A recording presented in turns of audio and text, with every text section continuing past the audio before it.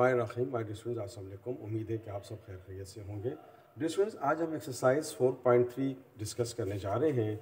Determine the slope to the curve y is equal to x cube at the point 3/2 27/8। इसका हमें result find करना है, slope. अब देखिए स्लोप क्या होता है, थोड़ा सा पहले इंट्रोडक्शन देते हैं कि व्हाट इज़ द स्लोप है। देखिए स्लोप क्या है, हम चैप्टर 7 में जब हम बात करेंगे कोऑर्डिनेट ज्योमेट्री में बहुत डिटेल में बात करेंगे वहाँ पे इंशाल्लाह।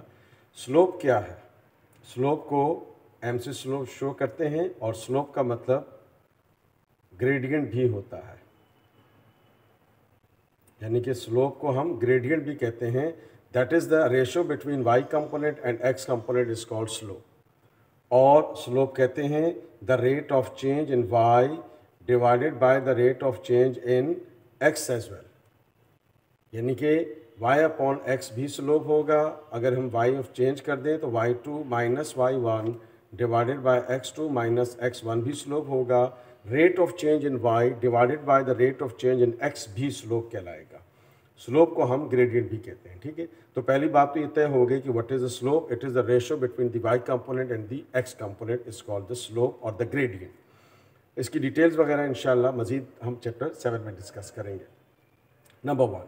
नंबर 2, फर्ज कर लें कि दो लाइंस हैं, इसका ग्रेडियंट स्लोप m1 है, इसका ग्रेडियंट और स्लोप m2 है। These two lines are parallel. Parallel line means never intersect to each other. तो दो लाइंस जब पैरेलल होती हैं तो उनके ग्रेडियंट्स यानी कि उनके स्लोप्स आपस में इक्वल होते हैं। पहला रिजल्ट आप ध्यान में रखेंगे, ठीक है।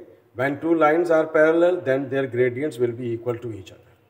अब देखिए स्टूडेंट्स, अगर दो लाइंस आपस में परपेंडिकुलर हैं, इसको हम नॉर्मल भी कहते हैं, ठीक है। ये परपेंडिकुलर है, तो जब परपेंडिकुलर होंगी तो अगर फर्ज कर लें कि इसका ग्रेडियंट स्लोप m1 है, इसका ग्रेडियंट या स्लोप m2 है, तो then their product will be equals to -1, ठीक है स्टूडेंट्स। तो ये हमने 3 पॉइंट्स आपके सामने रखे। What do you mean by the slope of the gradient, ये क्या होता है, ये हमने आपके सामने रखा, number 1। Number 2, when the two lines are parallel then their slopes will be equal to each other. And number 2, if the lines are perpendicular to each other then their slopes product will be equal to -1, their gradients product will be equals to -1। अब ये 3 information जो हैं हम इंशाल्लाह इस exercise में 1 bye 1 आपसे discuss करते हैं। आइए एक्सरसाइज पे चलते हैं। कह रहा है determine the tangent to the curve this at the given point. Point आपको दिया हुआ है। तो अब आप देखें स्टूडेंट्स, एक्स क्यूब हो गया, तो डिफ्रेंशिएट करते हैं विद रिस्पेक्ट टू एक्स। अभी हमने कहा rate of change in y with respect to x is called slope. तो ये हो गया dy अपॉन dx और ये हो गया d अपॉन dx क्यूब। तो ये हो गया dy upon dx that is equals to 3x²। तो अब आप देख रहे हैं स्टूडेंट्स, ये हमने डेरिवेटिव निकाल लिया। This is also called the slope as well, लेकिन चूंकि पॉइंट दिया हुआ है तो first we have to put the value here also. तो वैल्यू कैसे पुट करेंगे, तो derivative with the given point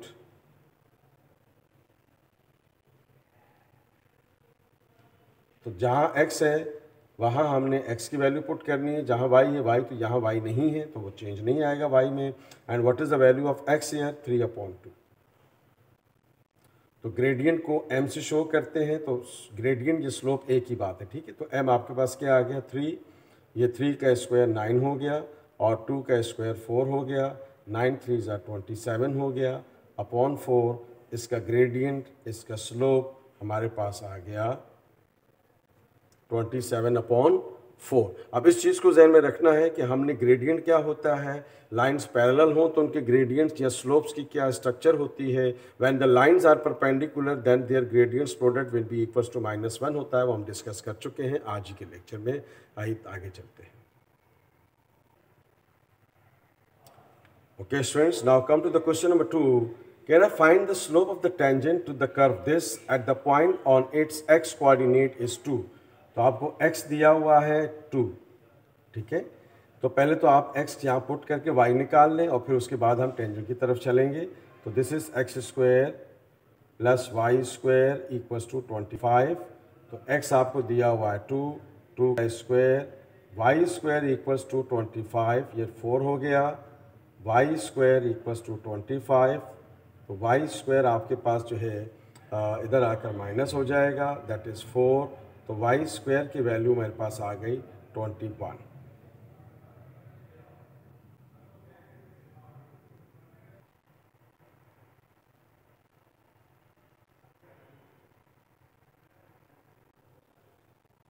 okay students, अब आइए हम चलते हैं आगे। आप देखें कि आपको ओके स्टूडेंट्स, तो x आपको क्या दिया हुआ है, 2 दिया हुआ है। हमने यहाँ पर x की वैल्यू रखी और y की वैल्यू क्या आ गई, प्लस माइनस रेडिकल 21। 2 का स्क्वायर 4 प्लस 4 इधर आकर माइनस हो गया। तो हमारे पास पॉइंट आ गया एक 2 कॉमा प्लस माइनस रेडिकल 21, यानी कि 2 पॉइंट्स आ गए। एक और चीज़ ज़िमन ज़हन में रखिएगा, x कोऑर्डिनेट को एब्सिसा भी कहते हैं और y कोऑर्डिनेट को ऑर्डिनेट भी कहते हैं। इस चीज़ को भी आपने जहन में रखना है। तो इस चीज़ को आपने बिल्कुल जहन में रखना है कि x कोऑर्डिनेट जो है उसको हम एब्सिसा भी कहते हैं और y कोऑर्डिनेट को हम ऑर्डिनेट भी कहते हैं। ठीक है स्टूडेंट्स, पॉइंट आ गया आपके पास। तो अब आइए हम इक्वेशन लेते हैं, x square plus y square equals to 25, differentiate with respect to x। Operator को अप्लाई कर देते हैं। पहले हम डेरिवेटिव निकालेंगे, उसके बाद फिर हम स्लोप की तरफ चलेंगे। Rate of change in y with respect to x slope होता है, that is also called gradient as well. तो एक्स स्क्वायर का डेरिवेटिव क्या हो गया स्टूडेंट्स, 2x। वाई स्क्वायर है तो 2 दफ़ा होगा, पहले पावर तो 2y, 2 माइनस 1 हो जाएगा और y का डेरिवेटिव dy/dx। 25 कांस्टेंट है तो कांस्टेंट का डेरिवेटिव क्या होता है, 0 होता है। तो ये आप देख रहे हैं कि हमारे पास ये पॉइंट है, प्लस 2x उधर आकर माइनस 2x हो जाएगा and this is here dy/dx equals to minus 2x। ये इससे कैंसिल हो गया। So this is d/dx is equals to minus x/y। ये मेरे पास dy/dx आ गया। अब 1 बाय 1 हम इस पॉइंट को लेंगे और पॉइंट को लेके पुट करते हैं इक्वेशन में। अब तो हमारे पास क्या चीज़ आ जाएगी, स्लोप आ जाएगा। आइए यहीं पे पुट कर लेते हैं। ओके स्टूडेंट्स, तो dy/dx ये आपने पुट कर दिया, 2 प्लस माइनस रेडिकल 21। तो x की जगह आपने क्या पुट कर दिया, -2 और y की जगह आपने क्या पुट कर दिया, प्लस माइनस रेडिकल 21। तो ये हो गया m, तो ये minus plus minus plus minus minus, तो ये दोबारा प्लस माइनस हो जाएगा एंड 2 ओवर रेडिकल 1। ये मेरे पास इसका ग्रेडियंट आ गया। आप अलग अलग करके भी लिख सकते हैं, एक दफ़ा प्लस में एक दफ़ा माइनस में, एक ही चीज़, इससे कोई फ़र्क नहीं पड़ता। ठीक है स्टूडेंट्स, जय में रखेंगे। X coordinate is called abscissa, इसको हम एब्सिसा भी कहते हैं। वाई कोऑर्डिनेट कोऑर्डिनेट भी कहते हैं। और किस तरह से हमने वैल्यू फाइंड कर ली, आपने देख लिया कि हमने इसका ग्रेडियंट कैसे निकाला है। ओके स्टूडेंट्स, तो अब आइए हम देखते हैं कि क्वेश्चन नंबर 3 में क्या कह रहा है। Find the equation of the tangent and the equation of the normal to the curve this at the point x is equal to 2। तो पहले तो डियर स्टूडेंट्स आपको ये दिया हुआ है x इज इक्वल टू 2। देखें, find the equation of the tangent and the equation of the normal to the curve y is equal to this at the given point. तो पहले तो आपको x दिया हुआ यहाँ पुट कर लें, y आ जाएगा। तो पहले तो आप पॉइंट निकाल लें, फिर हम बात करते हैं कि इक्वेशन ऑफ टेंजेंट और नॉर्मल कैसे निकलेगी। इसका एलसीएम ले लिया आपने, चल एलसीएम ले लेते हैं। एक्स स्क्वायर प्लस 1, एक्स की जगह आपको दिया हुआ है 2, तो ये हो गया 2 स्क्वायर प्लस 1/2। तो ये हो गया 4, 2 2 ज़ा 4, 4 प्लस 1 5। तो ये हो जाएगा आपके पास 5/2। ये मेरे पास पॉइंट आ गया आपके पास। आपने यहाँ रखा 2 2 ज़ा 4, 4 और 1 5, 5/2। तो ये पॉइंट मेरे पास आ गया। This is 2, 5/2। ठीक है स्टूडेंट्स, अब इक्वेशन ऑफ टेंजेंट निकालनी है। तो पहले तो आप ग्रेडियंट निकाल लें, उसके बाद फिर हम बात करते हैं। तो ये देखें, y is equals to x plus 1/x लिखा हुआ है। तो ये ऊपर आकर क्या हो जाएगा, माइनस हो जाएगा। ये अब हमने इसको डिफ्रेंशिएट करना है। ख्याल रहे कि इक्वेशन ऑफ टेंजेंट और नॉर्मल कैसे निकालते हैं, इसी क्वेश्चन में थोड़ी सी बात करेंगे इसके ऊपर। पहले हम ग्रेडियंट निकाल लेते हैं। ठीक है, पॉइंट हमारे पास आ गया। ग्रेडियंट का मतलब स्लोप हम पहले फाइंड कर लेते हैं। तो ये हो जाएगा dy/dx। तो ये हो गया d/dx ये हो गया d/dx पावर -1। तो अब देखें स्टूडेंट्स, x का डेरिवेटिव तो 1 हो गया, कोफिशिएंट को पावर से मल्टीप्लाई करेंगे और पावर से 1 कम कर लेंगे तो ये हो गया -1 में से -1 निकालेंगे तो -2 हो जाएगा। तो अब आप देख रहे हैं कि मेरे पास डेरिवेटिव आ गया, that is x is equal to 1 -1/x²। अब आपको पॉइंट तो दिया हुआ है x y, तो इस पॉइंट के ऊपर हम इसका ग्रेडियंट कैलकुलेट कर लेते हैं। तो चलिए इसको बॉक्स करते हैं और फिर इसको फर्दर लेके चलेंगे। इसका हमने ग्रेडियंट निकालना है एट गिवन पॉइंट।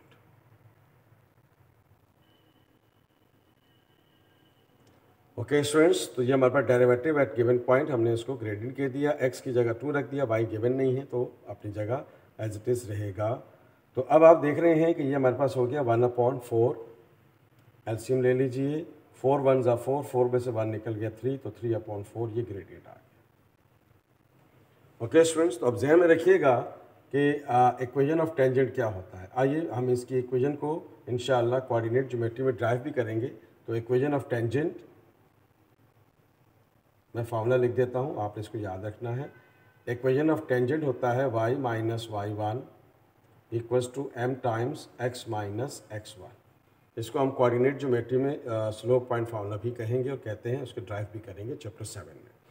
बहरहाल ये this is called equation of tangent. तो जो गिवन पॉइंट है वो x1 y1 समझा जाएगा और ग्रेडियंट तो आप निकाल चुके हैं।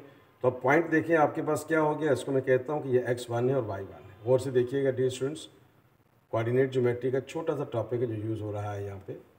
तो this is value of x1 and this is the value of y1 और ग्रेडियंट आप निकाल चुके हुए हैं, दिस इज 3/4। तो just we have to put the values here. This is y minus y1 means 5/2. Gradient means 3/4. X minus x1 means 2. This is x1 and this is y1.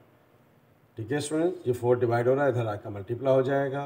LCM ले लीजिए bracket के अंदर and this is 3 times x minus 2। Bracket के अंदर मैंने क्या ले लिया, एलसीएम ले लिया, 2 1 ज़ा 2, 2 2 ज़ा 4, तो this is 2 times -5 equals to 3 times x minus 2. So this is 4x, 2 5s are 10, this is 3x minus 6. सबको इधर शिफ्ट कर दें तो ये हो गया 3x minus 4y minus 6 plus 10. So this is 3x minus 4y plus 4 equal to 0. This is the equation of tangent. This is the equation of tangent. तो अब आइए स्टूडेंट्स, इसी पॉइंट की बेस पे हम इक्वेशन ऑफ नॉर्मल कैलकुलेट कर लेते हैं। यहाँ पे लिख देते हैं आपके सामने। So equation of normal is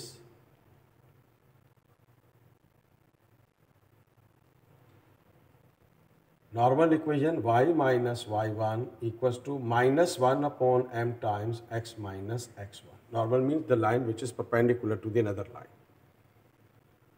तो x1 y1 तो आपको पता है 5/2 माइनस ग्रेडियंट आप निकाल चुके हुए हैं और ग्रेडियंट हमने कैलकुलेट किया था क्या 3/4 times x minus x1 means 2। x1 y1 आपको दिया हुआ है, y1 है, ये x1 है। ये उलट जाएगा, लग गया तो यहाँ पे कॉमन एलसीएम भी ले लेते हैं एंड दिस इज हेयर -4/3 -4/3। तो इसको आप क्रॉस मल्टीप्लाई कर लें तो ये हो जाएगा आपके पास 3 2y minus 5 and this is 2 4 ज़ा 8 माइनस x minus 2। ठीक है स्टूडेंट, ये 2 -4 से मल्टीप्लाई होगा, ये 3 इधर x इस फैक्टर से मल्टीप्लाई हो जाएगा। सो दिस इज 3 2 ज़ा 6, 3 5 ज़ा 15 minus 8x minus minus plus 8 2 ज़ा 16। सबको इस तरफ शिफ्ट कर दीजिए तो ये हो गया 8 plus 6y minus 15 minus 16 equal to 0।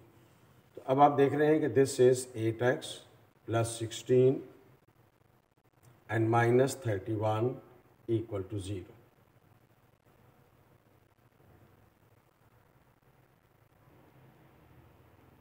Okay students, तो अब आप देख रहे हैं कि हमने this is the answer of the equation of normal.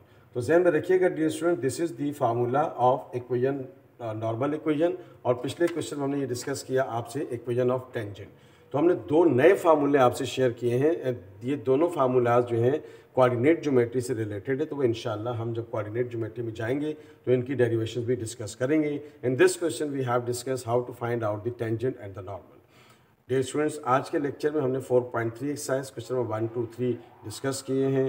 If you like this video please share it and subscribe my channel math with Yasir Irfat. Remaining question इंशाल्लाह next video में आपसे शेयर करेंगे, तो हमें याद रखिएगा। Thank you so much.